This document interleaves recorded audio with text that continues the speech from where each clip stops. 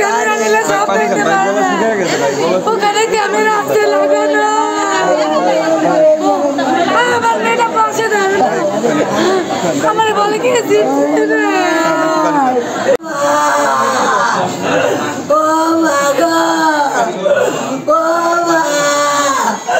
আমি এই বাড়িতে ওর মা বয়সে ভর্তি করবে, আমি ভর্তি না। ওখানে ভিতরে ভর্তি করাও, আমি সবাইগুলো পরামর্শ করছি বারবার ওখানে ভর্তি করাই।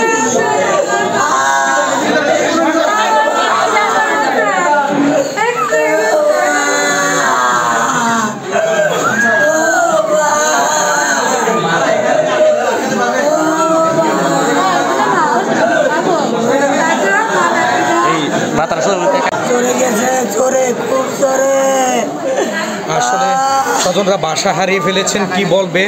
আসলে এরকম একটি ফুটফুটে সন্তান হারালে পিতামাতা আসলে ঠিক থাকার মতো নয়।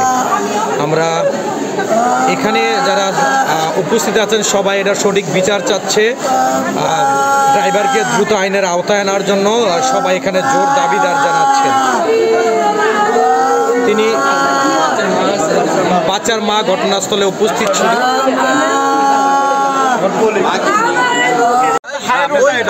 বাচ্চাকে গাড়ি ধাক্কা লাগার পরে বাচ্চা পড়ে গেছে, পড়ে যাওয়ার পর বাচ্চার উপর দিয়ে আবার গাড়ি ড্রাইভ করে নিয়ে গেছে ভাই। এটা তো হত্যা করছে ভাই,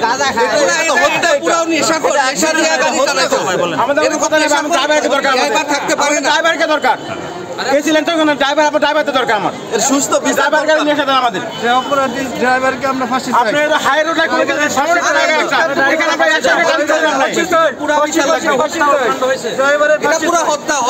হত্যা এটা থাকে শুনে না কোনো সময় এই ঝামেলা করতোই, মানে এটা হবে এরকমই এটা অবস্থা।